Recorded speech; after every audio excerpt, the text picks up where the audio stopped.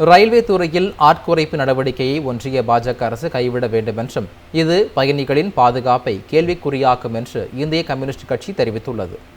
இந்திய கம்யூனிஸ்ட் கட்சியின் மாநில செயலாளர் வீரபாண்டியன் வெளியிட்டுள்ள அறிக்கையில், ரயில்வே துறையில் 29,608 பணியாளர்களை குறைக்க ஒன்றிய அரசு முடிவெடுத்திருப்பது கடும் கண்டனத்திற்குரியது என்று தெரிவித்துள்ளார். ஆட்குறைப்பு நடவடிக்கை ரயில் பயணிகளின் பாதுகாப்பை கேள்விக்குறியாக்கும் என்றும் கூறியுள்ளார்.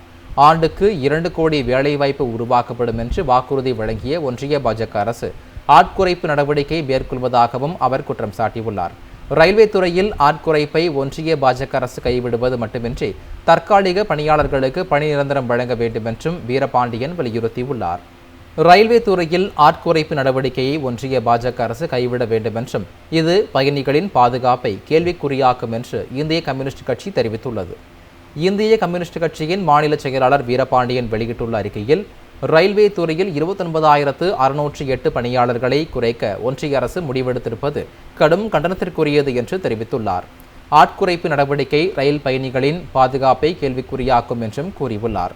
ஆண்டுக்கு 2 கோடி வேலைவாய்ப்பு உருவாக்கப்படும் என்று வாக்குறுதி வழங்கிய ஒன்றிய பாஜக அரசு ஆட்குறைப்பு நடவடிக்கை மேற்கொள்வதாகவும் அவர் குற்றம் சாட்டியுள்ளார்.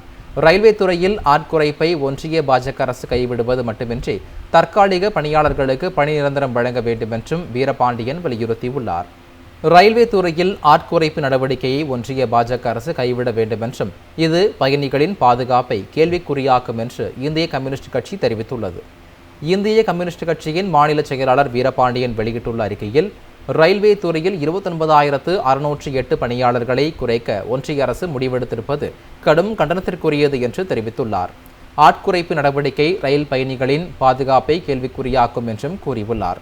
ஆண்டுக்கு 2 கோடி வேலைவாய்ப்பு உருவாக்கப்படும் என்று வாக்குறுதி வழங்கிய ஒன்றிய பாஜக அரசு ஆட்குறைப்பு நடவடிக்கை மேற்கொள்வதாகவும் அவர் குற்றம் சாட்டியுள்ளார்.